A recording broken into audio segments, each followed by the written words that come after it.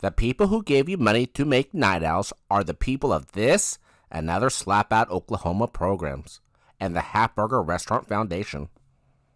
Hello! We're live Thursday night. The date is November 10th, and we're broadcasting from Flight Farms Disc Golf Pro Shop in beautiful Enid, Oklahoma. This is the Night Owls, starring Bad Chad, Brian Kaiser, and me, Chapman Films. It's a pleasure to have you all join us on this episode, wherever you're listening from, Spotify, YouTube, or in Slap Out, Oklahoma. Today's episode is brought to you by Hatburgers and the Siesta Motel. If you're tired, take a siesta. All right, gang, it is good to be back. Episode 5. Hi. We're missing someone. Are we? Poor. Is he out signing contracts or something? Where you at, Kyle? You know what we should do? Just immediately stop the show and prank call him. Yeah. Do you want to do that? Yeah. Good times, folks. Good to be back. We've got a lot to go over. While they're grabbing phone numbers, I'm just going to recap real quick. Mulligans over Meadow Lake. That was great. That was a good turnout, good time. We had, man, I don't know, 32 people, we had 16 teams. Five full cards. It's a pretty good time. right? A lot of youngsters, a lot of juniors, some new players that have never played before. Always a good time. We set a Flight Farm fundraising record, so that's nice. Yeah, over $900. Which one is that? That one? Nope. Oh, no, they're laughing at us. I'm going to write these down again. And we had a fundraising record. We little over $900, I think. Over $900, yeah. Thank you. Very nice, very nice. No, please. Yeah, so that was nice. And then what's coming up? We've got the Kyle Webster's throwback. So, yeah, that's in a week and a half from today. November 20th, I believe, is the date on that. Sunday. Over in Joplin.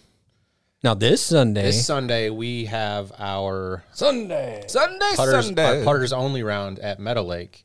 We're going to preview the new shorts layout, which we've got to get marked in the next couple days. So you have put a speed cap on that, because I had some guys shopping for putters today. They were looking for all the 4-speed stuff. Yes, and it's in the group. It's on the event. It is capped at speed 3. So yeah, I told them. I saw some yesterday when I was practicing for this, and I said, nope. It's because they're talking about zones, and I think those are 4. And I said, nope, 3s, buddy. They were asking what I would throw. They were cool with it, though. Obviously, I was like, well, hammer. It's $10. If you don't already have one, you can just grab one and throw it all over that damn course. You can putt with it, throw it, approach, forehand, backhand, everything. Yep. Another good disc for Sunday will be the Culprit. That's a pretty good disc. Yeah, Culprit. I especially haven't if it's thrown one yet. Especially if it's really windy. I think the Culprit's a 4, though. No, don't say that. No, I think they have it listed as a 4. Chapman's I'm going day. to look it up. It's I believe you, though. little harder fade, a little less glide than a harp, but I think it's a speed 4. I'll pair the cheap hammer with Layton over there with the Glow Rico. If it was a glow round for sure. And that micro bead's not too bad. But I'm going to go Sky God, Slammer, Hammer, and then my putting Rainmaker. Then Zephyr. I'm also going with the Agent. We threw that pretty far when we did that video. Wow, too far. It went too far. But if you're throwing with the wind or with the wind, it will go too far. With my arm speed, I can park those pretty good. I haven't made my bag yet, but I'm pretty sure I'll throw the Praxis at some point. And depending on the wind, I'm going to have my Ruby in the bag. With a tailwind, that thing flies for days. Mm-hmm. Days. All right, here's the flight numbers for the Culprit. It's... Oh, it doesn't say. I'm right here. Oh, you guys are right. It is a 4. Boo, I'm out of here. Oh, he's gone. Later. 2. That was the last time we saw Chapman in 4K. All right, we'll take that off my list. I'm glad you told me now. But what do you think about this? Because I know we did say putters only, but a Zephyr is a speed 2 super class. 1. I think it's a 1, isn't it? It's a 1 or 2. It is a slow disc. It's real slow. Would you actually consider that a putter? It's really a super class. You can putt with it. But you could putt with it. It's legal. Yeah. It actually I mean, there's an argument to be made for putting with a Zephyr. That much surface area splashing that many chain links, it would be hard to slip by, blast out, kick through any kind of faults, you know. Zephyr flight numbers are 2300. Oh, a 2. According to the Man, website. I feel like that 3's low, too, on the Glide. Yeah. Innova. That's what I'm trying to Yeah, I feel like it's like a 1700. Next, after the throwback, we come back here. The 27th, which is going to be the Sunday after Thanksgiving. Red Ranger Rendezvous. Maybe. So I don't know if you guys can feel that right now wherever you're listening from, but it is cold now. It changed 50 degrees today, I feel like. It was about 70 this morning. Well, I mean, we had the windows open all night. And now when going to work at 2, it was like 50 degrees, and then now it's like 30, 40. It that was wind. about 50 when I left work, and I know it's still falling. So It's falling abruptly. yeah. So what's Ranger Rendezvous? Ranger Rendezvous, thanks for asking, is a tournament we used to run every year, but now we just run it when we can. It was our very first event ever as Enid Disc Golf Club, and it was at the original 9-hole course at Northwestern. Oh, that's not a joke. That's for real. So, yeah, and then we fleshed that out three baskets a season for 3 seasons to get the back 9 in. But the Ranger Rendezvous was the vehicle for that first expansion, really. So what's that consist of this year? Again, I don't even know, man, if we're going to do it. Also, I thought we would. Mikey's having me do a flyer. I know the Enid Bag Tag guys are doing their final thing soon. So shout out Enid Bag Tag, I think the 20th when we're at the throwback. So if you haven't come up with it yet, Enid Disc Golf Club, there is nothing going on the 20th. Yeah. I left the calendar blank Yep. for the 20th and the 27th, just in case we have the rendezvous. And of course, we'll be in Joplin for the Lid League or Lid tournament, rather. Let's get over to some national news. You know about it. I know about it. Everyone's heard about it. Nikko Locastro. Oh, a second chance there. What do you guys think? Signing contracts. Well, he's doing what he's supposed to do. Get contracts. Get contracts, yeah. I like those. I haven't thrown a Lonestar disc, but they look cool. So, The Armadillo Owl. yeah. Well, I threw yours. It was cool. Yeah. It was nice. I don't like it as much as the Berg.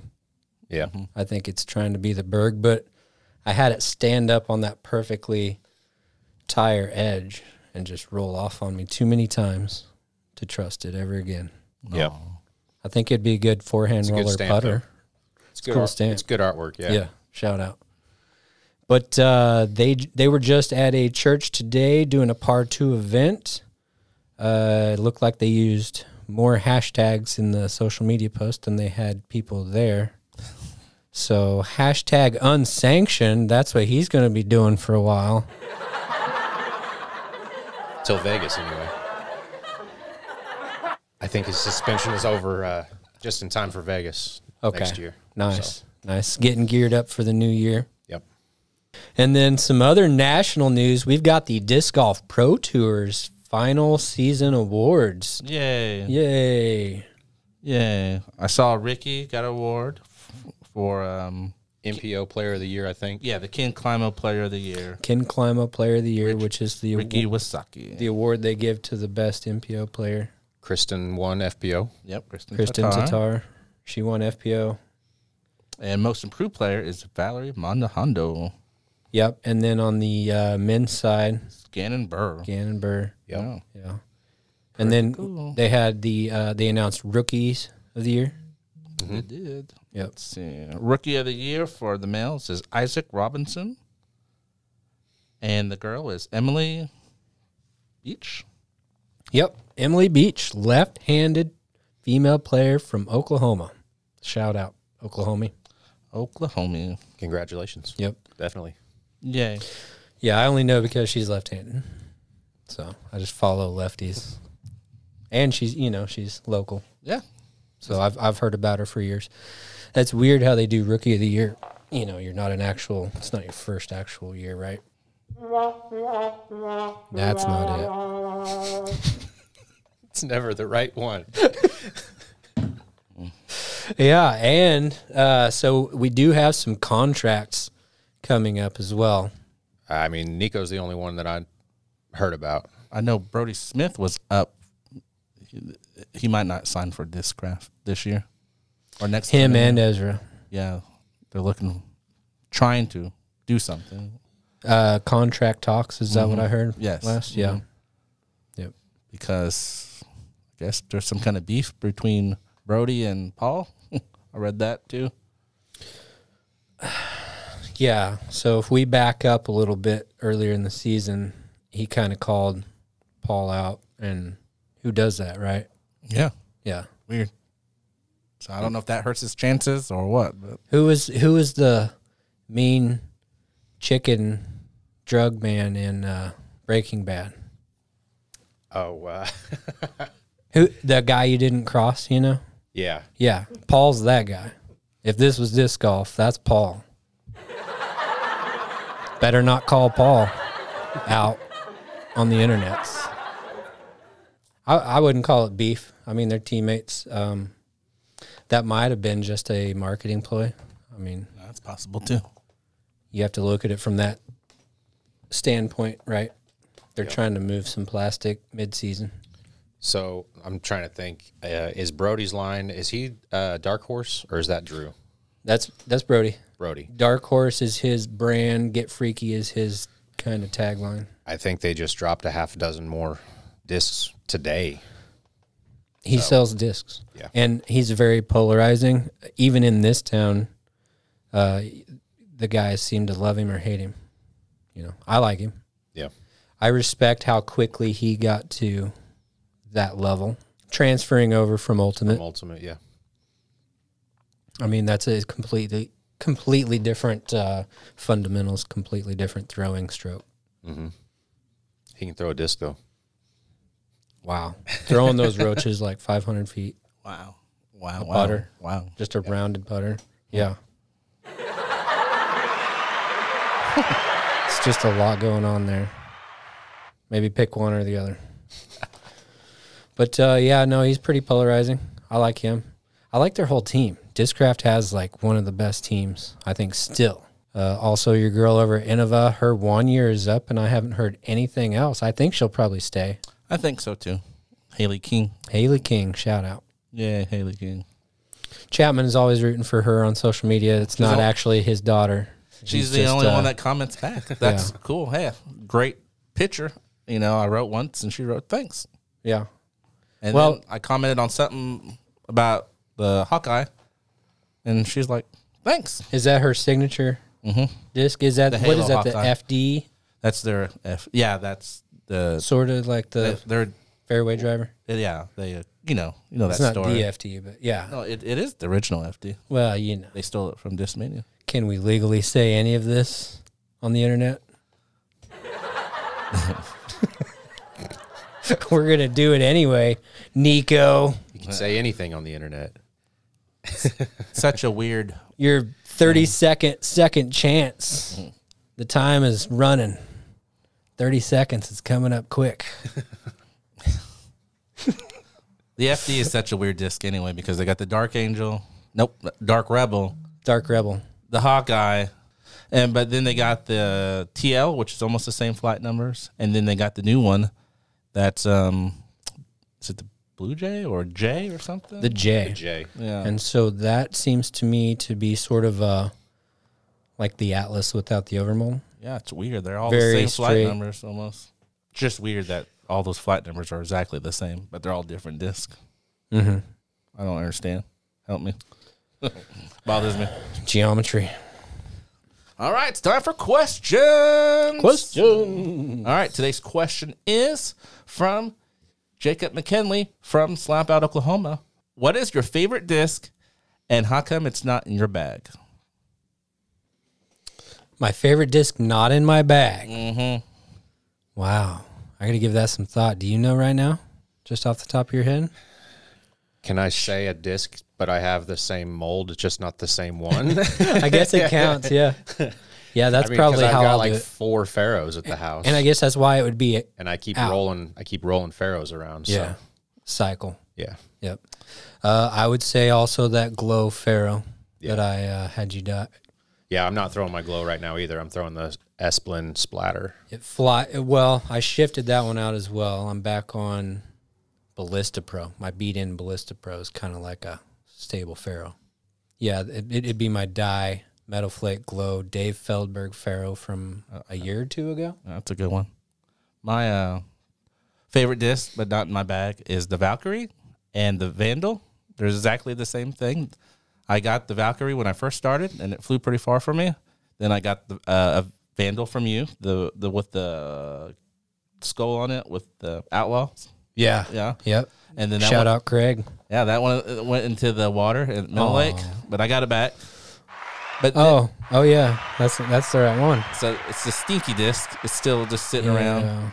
But they're not in my bag because the Saint, the Sapphire, and the SPZ3, they're just a little bit better disc. Well, didn't the Maverick knock something out for a while for you as well? The FD or something? Yeah, the Discmania FD, and but then the Dark Rebel. We talked about that already, and then I put the Maverick back because I got a little bit better arm and it's doing what I want. I got 2 from you with the Enid Disc Golf Club. Shout out. One goes straight, never turns, and the other one slightly fades to the left. Nice. So they just weird how, when you first get a disc out of the bag, it doesn't do what you want. I mean, it's completely different characteristics. I don't know how that works, but Some of the different polymers just beat in differently over time. Yeah. first time I got that Maverick, I from at NOC from where you usually park, I was talking to Kelly and I just threw it from your truck to the basket. I almost aced it. Wow. I was like, okay, that's mine. Yeah. Yep. Yeah, loved it. That's the one. So now I carry 2 of those. Nice. Thank you, Mr. McKinley Yeah, McKinley and Jacob McKinley from Slap Out. All right. It's a real place, y'all. And Slap Out open November 31st. Get signed up. Yep. If you can't find it online, that's weird. Just email the TD. We're giving away a 4-disc golf set. Yes. Not the same as disc golf you're thinking of, but it's disc golf. According to the Disc box. golf related. We have disc golf at home. Disc golf at home. Oh, wait, yeah, the disc golf. That's funny. Time for a word from our sponsor from Half Burgers. Get your Half Burger tonight. Half burger, get your half burger tonight. For this month only, get 2 half burgers for the price of 3 for $128.76, and still throw the other 2 halves away. I want half burgers. Give me my half burger. Half burger, get your half burger tonight.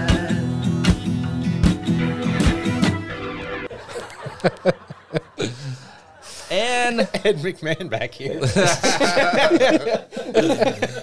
and now time for a word from our other sponsor, Siesta Motel.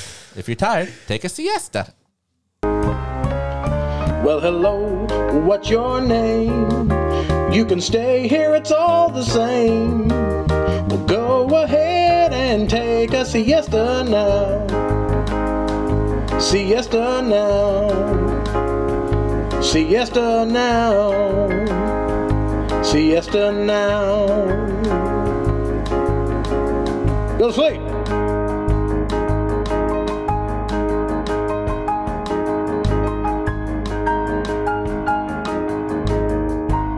That's the Siesta Motel, 722 West Main here in Slap Out, Oklahoma. Weekly and hourly rates available, except on Tuesdays. Maybe that should be Layton's job. Yeah, good man. That's what we needed, bro. That was good. Some humor. All right. Well, we have with us today, dun dun dun dun, a special guest. So, if you know Brian over here, the local expert, he likes. They don't. Yeah, they're learning that they can't contact you, and they know nothing about you. But if you did know about him, you'd know he likes craft beer. Hangs out at a place here in town called Settlers. And then, is that Settlers Brewery? Settlers Brewing Company? Settlers Brewing Company. And I hang out there a bit myself, quite a bit last off season, actually. Drowned some tears in my beers over there. Hey, we're just over a month from our club awards at Settlers Brewing Company. Yep, which will also be at Sets. But we actually, yes, I'm going to need a driver. And I don't mean a disc. So we've got a brewmaster from Settlers right here at Flight Farm. It's Leighton Heifeld. Look at that, everyone. Welcome. Sorry. We got a wrong. Imagine that. There we go. At this point, I think that's our shtick. Just That's it's the our shtick. wrong sound every time. Kyle was like, hey, maybe we should write down the sounds. Yeah, I'm, just from the little bit I've been watching, maybe some stickers next to the buttons. I feel like would be it might be the thing useful. now, though. But basically, man, we just want to get to know you as a disc golfer and then get to know you as a brewmaster. Brewmaster. Okay, yeah. I would say I'm fairly new to the disc golf scene. I played a bit whenever I was in high school and stuff, and then there was a good while while I was in college that I did not play much. And then when I moved back to Enid after getting a job after college, I moved back and really got back into it now. And it's really opened up my game quite a bit since then, doing a lot of things different than I used to. So it's been good growth. I like to do a forehand drive a lot, but I like to mix it up too. Just to go out there and have fun. You can putt pretty well too. In fact, you and Brian were dubs partners against Tyler and I at the Hope Outreach doubles tournament, and wow, lights out. Finished third because of this guy. Well, Yeah, he can putt. No doubt. It was a good day. It was a good day for me. What putters do you use? I've been bagging quite a few JK AVRs, a dynamic disc agent, and one other, a Casaplast Rico that I like to use in some pretty windy environments. So It's more of a throwing putter. yeah, pretty stable. And then on the brewing side, I am one of the brewers at Settlers Brewing Company.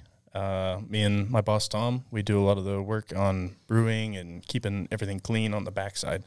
Chandler does a lot of the work on making everything presentable that you guys see in the serving side, but we like to keep things clean and produce good beers on the backside. So cleanliness is the most important part. You can have good recipes and stuff, but if things aren't clean, you're not going to end up with a good beer. Very cool.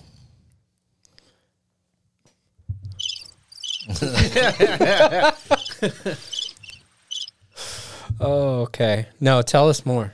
Tell us more. What's the process, right? So you're making with different grains, different. Oh yeah. So you got to decide kind of what the flavor profile of your beer you want to have to start with. So if you want something really malty, if you want something dark and roast flavored, light, easy to drink, those are going to be some of the first things that you consider whenever you're making a beer. And that's going to determine what your grain bill is going to be. It's your recipe, your base recipe that you're going to get your sugars from to make your beer. Some of the next things that you want to consider are any floral or hop flavors, floral, fruity, bitter hops flavors that you're going to want to get. You can start to put those together with your hop recipe. Ultimately, one of the most variable parts of a beer is the yeast. Your yeast strain, you can have the exactly identical recipes in a grain and hop environment, but if you change the yeast, it's going to taste Totally different. So there are quite a few different aspects into making a beer as you want it. And that's why you can go across the country and drink a amber or a pilsner or whatever, and it's going to be the same basic beer, but they're all going to taste a little different because it's all reliant upon the grains that you use, the hops, the yeast, the water quality. The water. That's all going to vastly change how it's going to taste. So that's probably a pretty big hurdle here, right, is the water, just filtering that. We have taken some consideration into our water quality. Right now we use some pH balancing elements and stuff like that to get it to a point where we want it. We've been exploring into possible water softening, stuff like that. We just want to get to a point where we can consistently make a reliable product.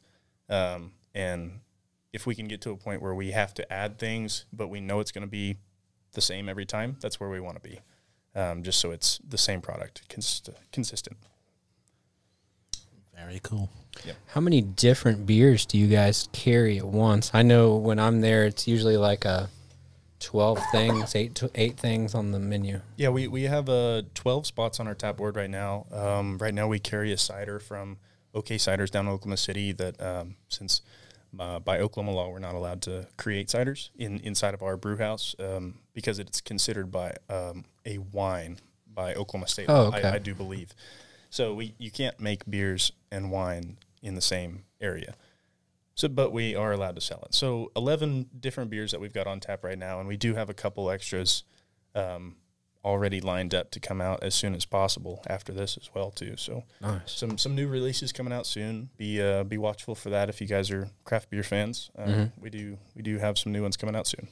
I just heard about you were talking about this, a bourbon age barrel. The Bourbon Barrel Stout came out last Saturday. Yeah. On Saturday we had the release for our Iron Liver Imperial Stout that we aged in a bourbon barrel for 6 months.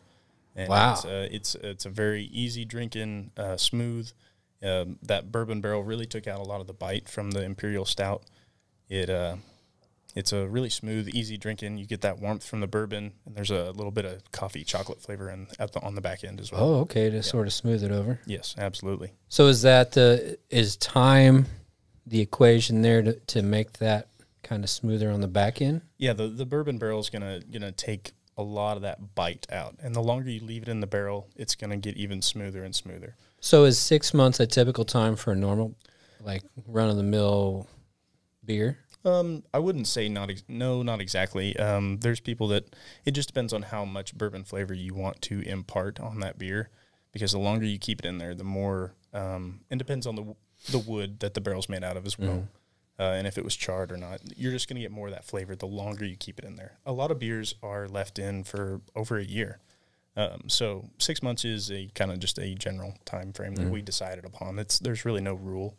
And that was... Oh, and I know, Tom, as soon as you guys pulled the stout out of the barrel, the porter went in, and I think Tom's leaving it for a year in the back. Yep, that's the plan. Wow. Yep, we will have right now the plan is a cherry porter that will come out unbarrel aged, and half of that batch, before we add the cherry to it, will be in that barrel. So tell me about that process. How does that work when you... sort of infuse a flower or a fruit? So there's a few different options. You can add stuff during the mash, during the actual beer making process in the beginning, the recipe portion. You can add flavors during that. You can add stuff while it's fermenting, and you can add stuff after it's fermented. So in a lot of fruit flavors, it's a really delicate flavor, and you'll want to add that after it is fermented, because you'll end up with the cleanest flavor, because your yeast, while it's consuming sugars, is going to change that flavor. So if you add it after fermentation, you'll have that clean fruit flavor. So what we like to do on some of our fruit beers is use all natural purees, and that'll give us that. It'll add some sugar to it that the yeast is already gone dormant, but so it'll add some sweetness flavor, but we'll have that clean, pure fruit flavor added to the beer without the yeast interrupting that. You mentioned the yeast is a pretty important part of the step. Do you source those from specific regions? We have a couple different companies that we work with that we rely upon for our yeast strains. They produce a genuine strain every time, and we do some reharvesting and repitching with those same yeast strains, but we stick to the yeast that we're familiar with. Mm-hmm. Proven in this area with what you're working with. Yeah, stuff that we've become familiar with. Mm-hmm. We're always trying new strains as well on different small batch stuff, but we like to use what we have just so we can, like I said, make that consistent product. Mm-hmm. What are you drinking right now? What's your favorite? Since Saturday, I have been sipping on that Imperial Stout, but before then, I've been drinking our ESB, which is our extra special bitter. It's an English ale, pretty easy drinking. I'd like that. Yeah, it's good. Yeah, got a light malt flavor, but still kind of crisp on the rear end. So now, am I right? Can you only have 2 of the Iron Belly Stouts? Yeah, so the Imperial Stout pretty stiff stuff, right? It's 10.8% alcohol. We've got an IBU rating on it, which is the International Bitterness Unit. That's a lot of alcohol in one beer. Yeah, we've been limiting to 2 per person. Not necessarily for any other reason than 2 is enough. After you have 2, I think for most people that's a reasonable amount. Oh yeah. But not for Bad Chad. You can come in and decide for that for yourself. Well, we'll probably have it around by the time that we have the end of the year disc golf party at at Settlers. Yeah, I mean, I might try just a little one of the what are they? Flight 4 ounce. Yeah, I might just try some of it. Yeah, absolutely. But I think I like sort of that English ale, brown ale. I'm sort of in that. I like wheat beers. I'm pretty basic. Yeah, we got a little bit of everything for anybody that comes in and tries stuff. We got dark stuff, light stuff, fruity stuff, IPAs, wheats. Yep. We just also had a new hazy IPA come out today. So a little bit for everybody. What was the tornado warning one? That was our last hazy IPA that we had. We've got a new one that just came out today. The Dust Devil. The Dust Devil hazy IPA. Yeah. Yep. We were going kind of back and forth on some names. That's why Do you guys have Facebook? Yeah. We are on Facebook and Instagram. Mm-hmm. I think that's all we're on right now. But yeah, if you want to find out about any events that we're holding or anything like that, we try to have live music on Friday nights. Lots of events. Yeah, food trucks on Friday nights as well. I didn't know that. Yeah, cool. They've stolen my pizza truck. Oh no! Yeah, just right out here, the little pizza guy. El Fuego. Yeah, he's always down there now with Enid Axe or with them at Settlers. I'm like, hey, it's all the way across town. Tell us the address. It's 202 East Randolph, just right off the square, right next to Leonardo's. If you're familiar with the area. Yeah, so basically, right in between both courses, you could go play both courses, then hit sets for a drink afterwards. Settlers for a drink afterwards. It's one of my favorite things to do. Grab a beer before or after playing around. Every time we finish Sunday League, I'm gone. Yep. I'm at the brewery. It's true. Sorry, Cameron. She knows. Oh, she knows. Well, she's actually there. There's a trivia night, is there Wednesdays. not? Wednesdays we do trivia. Teams for trivia night. Yep. Wednesday night trivia. That's cool. Second place last night. Yep. Good job. Full of useless information. Me too, man. Me too. That's an art form, learning how to run those sliders. Yeah. I'd never press the right one. They have very pretty buttons. Do you want to press one? It's not going to be the right one anyway. It can't be. That's our thing. That one tonight. Not that one? I don't think they have.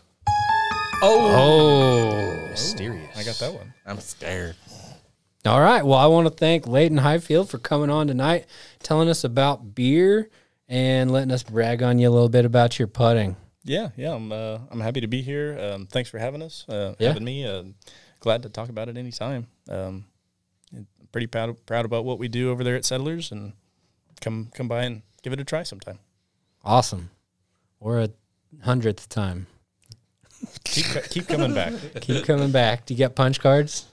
Yeah, well, we do have a membership program. I don't know that we have just a punch card. You've got the memberships for the handmade mugs, aren't they? Yeah, they're ceramic mugs that There's a whole deal. If you want more information about joining the membership deal, we'll open that back up in May for a certain amount of people at the brewery. They can come in and have certain benefits that they get from that, discounts and discount on merchandise and beer and everything like that. So it's a pretty neat deal. They go pretty fast too. Yeah, it's a pretty neat deal. We got about 125 spots, and a lot of those people re-up every year. So there's limited spots. Yeah, so thank you guys for having me in here. Yep, thank you. And see ya. All right, I'm going to move back to my spot. Thank you to Layton and Settlers, and I think we're going to do a new segment. Let's prank call Kyle Webster.